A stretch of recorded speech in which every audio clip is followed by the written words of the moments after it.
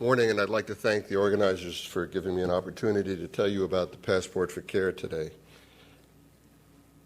So what I'm going to tell you about is a collaborative effort between us at Texas Children's Cancer Center, which is part of Baylor College of Medicine, myself and Dr. David Poplack, and another group at Baylor called the Center for Collaborative and Interactive Technologies, which is run by Michael Fortis and is an excellent group of technology development folks.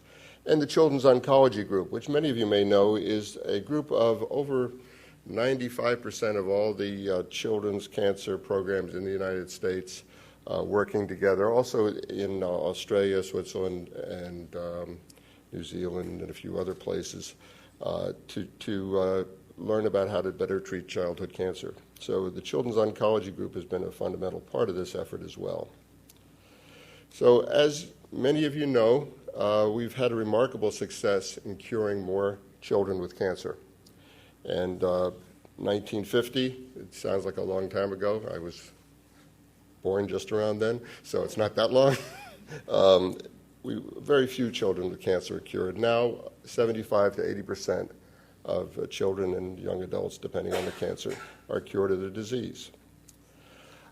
What we've already heard quite a bit about this morning are the challenges affecting survivors. The medical late effects of the disease. Dr. Franklin did a nice job of telling us about the number of different medical late effects. And also, not just cancer survivors, but everybody in our society has a real difficulty in finding consistent long-term medical follow-up, but it's particularly difficult for cancer survivors. First, a word about the medical late effects, and just very quickly, this graph shows over a 30-year period of time the cumulative incidence of late effects. So what this shows is that by 30 years, cancer survivors have about 75% of them will have some type of late effect of their treatment.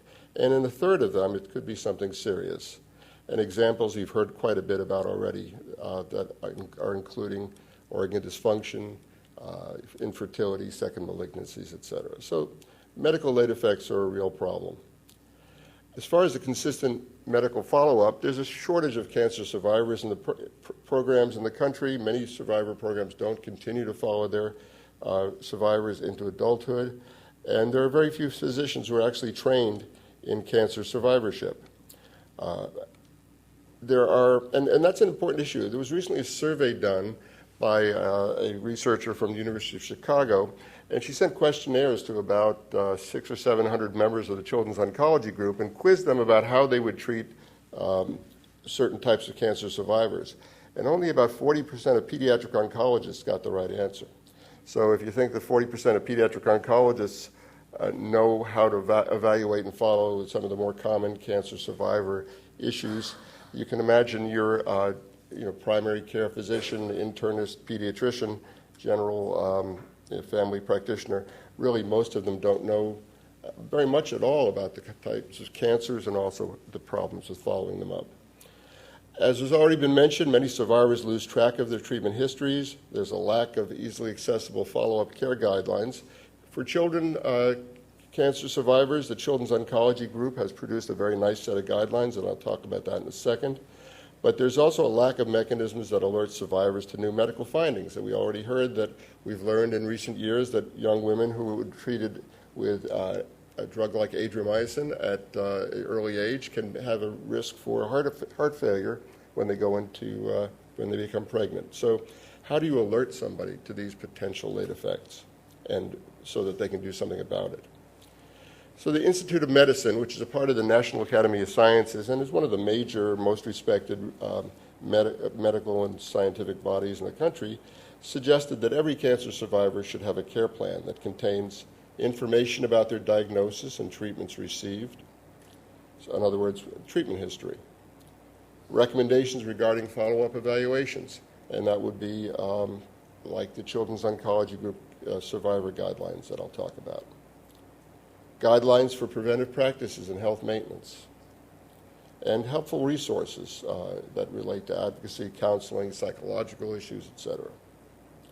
So the Passport for Care was developed to implement these recommendations by providing a treatment summary that's readily accessible, by individualizing the Children's Oncology Group guidelines and individualizing patient information, and ultimately to provide links to resources. First, a word about the guidelines. These are evidence-based guidelines produced by over 26 task forces working in different areas, from kidney toxicity to infertility to cardiac problems, etc. They're written for healthcare professionals. They're available on the internet at this URL, but they're written, really the language is primarily for healthcare professionals. So I'm not sure that the average layperson is going to make a lot out of it, except for some pretty frightening information. But the information is out there, and it really is very definitive, evidence-based information.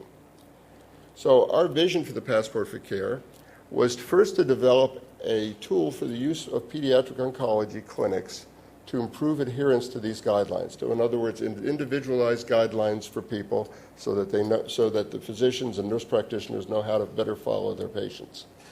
Ultimately, and what we're developing now, is to provide that information directly to the survivors so that they can manage that information, they can get online, they can keep the treatment summary, they know what guidelines they need to follow to prevent complications as much as possible. And this is in development. So what I'm going to show you this morning is the Passport for Care that's currently in use. And so where are we with this? This is much more than just a good idea. We've piloted this at Texas Children's Cancer Center, City of Hope, and St. Jude, with over 1,000 survivor care plans created to date over the past couple of years. And now we're beginning to roll this out to the whole Children's Oncology Group, the Oncology Physicians Portal. We're just in the process of doing that. We have about 15 or 20 institutions signed up. And this will be available free to all the Children's Oncology Group institutions in the United States, Australia, Canada, and Switzerland. And as I say, the Survivor and Primary Care Physicians Portal is under development. With that, so that's just a quick look, and it's a very simple program. It looks very simple. It's been a number of years in the making, and over the next, we've just gotten a big grant to roll it out through Texas, through the CPRIT funding, and we're now going to make it available for free to the whole Children's Oncology Group. So it'll be used all over the United States. And I think most importantly for this group, we're working on the interface that you yourselves can log on and get that information in a user-friendly way so that you can take this passport with you as you go on and know when you go to a doctor to tell them how I was treated and what information and what they need to do to follow me up to try to prevent long-term survivor types of complications.